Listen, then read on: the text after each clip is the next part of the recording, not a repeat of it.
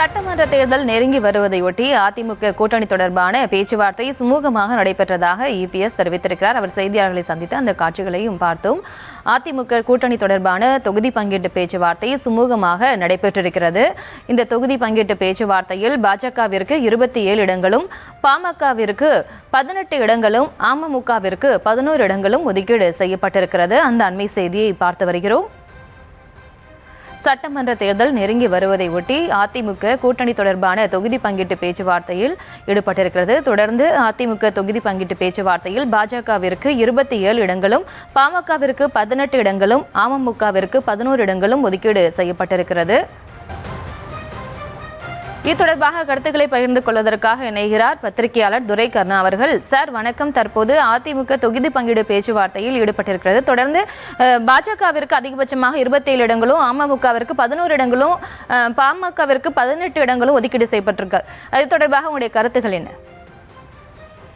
அனைத்து இந்திய அண்ணா திராவிட முன்னேற்ற கழகத்தினுடைய இறுதிக்கட்ட பேச்சுவார்த்தை இன்று அந்த கட்சியின் தலைமையகமான புரட்சித் தலைவர் எம்ஜிஆர் மாளிகையில் நடைபெற்று இடப்பங்கீடு தொடர்பாக இன்று ஒரு இறுதி முடிவை எட்டியிருக்கிறார்கள்.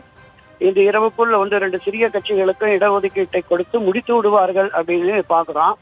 இப்ப பாரதிய ஜனதா கட்சியை பொறுத்தளவுல முதல்ல நமக்கு விஷயங்களாக, வதந்திகளாக, இல்ல அந்த தரப்புல இருந்து கொடுக்கப்பட்ட தகவல்களாக என்ன வந்ததுன்னா 60 இடம் கேட்கிறாங்க, 50 இடங்கள் கேட்கிறாங்க, 40 இடங்கள் கேட்கிறாங்க, குறைந்தபட்சம் மாவட்டத்துக்கு ஒரு தொகுதி 39 தொகுதிகளாக வேண்டும் என்று பாஜக பிடிவாதமாக இருக்கிறது அப்படிங்கிற மாதிரி நமக்கு தகவல்கள் வந்துட்டு இருந்தது. ஆனால் இந்த இறுதிக்கட்ட பேச்சுவார்த்தையில் பாஜக 27 தொகுதிகள் என்று முடித்திருக்கிறார்கள். இதுல இன்னொரு பார்வை என்னன்னா, பாரதிய ஜனதா கட்சி எங்களுக்கு இடங்களை பெற்றுத்தர வேண்டும் என்று சொன்ன அமமுகவுடைய டிடிவி தினகரன் அவருடைய கட்சிக்கு 11 இடங்கள். அப்ப பாரதிய ஜனதா கட்சி பங்குல தான் இந்த 11 போகுதுன்னு பார்ப்போம். 27 + 11 38 தொகுதிகள். இது என்டிஏவுக்கு 38 தொகுதிகள் பார்க்கிறோம். இப்ப இதை தாண்டி ஐஜேகே, இந்த என்டிஏவில் இருந்த கட்சிகள் இருக்குல்ல, ஐஜேகே, பாரிவேந்தர், ஜான் பாண்டியன் கட்சி, தமிழ் மாநில காங்கிரஸ், இப்ப இவர்களுக்கு 2 தொகுதி, 1 தொகுதி என்று ஒரு 10-11 தொகுதிகள் போற போது அவர்கள் தாமரை சின்னத்தில் போட்டியிட போகிறார்களா, இரட்டை இலை சின்னத்தில் போட்டியிட போகிறார்களா அப்படிங்கிற ஒரு கருத்தாக்கம் இன்று இரவுக்குள்ள நமக்கு அது தெளிவா தெரிய வரும். அப்படி பாரதிய ஜனதா கட்சியின் தாமரை சின்னத்தில் அவர்கள் போட்டியிடுவா இருந்தா கிட்டத்தட்ட ஒரு 40-47 தொகுதிகள் பாஜகவினுடைய தாமரை சின்னத்துல போயிடும். 11 தொகுதி குக்கருக்கு போனாலும் மீதம் உள்ள ஒரு 38 தொகுதிகள், 30-32 தொகுதிகள் வந்து தாமரை சின்னத்துக்கு கொடுத்ததாகத்தான் அர்த்தமாகிவிடும். எனவே அனைத்து இந்திய அண்ணா திராவிட முன்னேற்ற கழக பொறுத்தளவுல திராவிட முன்னேற்ற கழகம் எத்தனை இடங்களில் போட்டியிடுகிறதோ அதை விட 1-2 இடங்கள்ல அதிகமாக போட்டியிட வேண்டும் என்கிற கருத்தாக்கத்தின் அடிப்படையில தான் இந்த இட பங்கீடுல இடங்களை குறைவாக ஒதுக்க வேண்டும் என்று இத்தனை நாட்களாக போராடி டெல்லியில 4-5 முறை போய் இப்போ வந்து இந்த தொகுதியை இறுதிப்படுத்தி இருக்கிறார்கள்.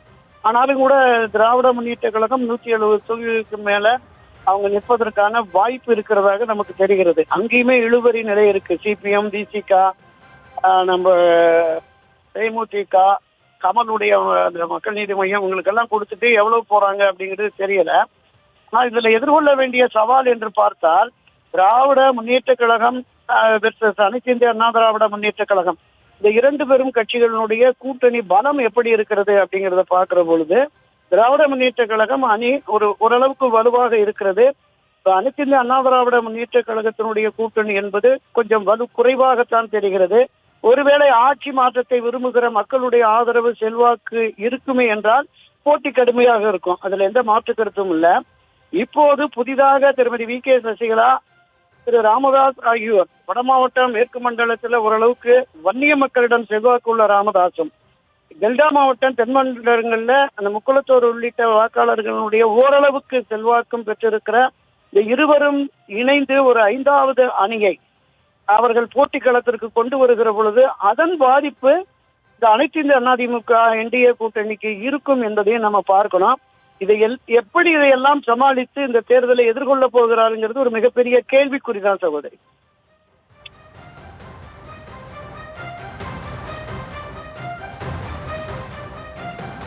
இணைப்பில் உங்களுடைய கருத்துக்களை பகிர்ந்து கொண்டதற்கு நன்றி சார்.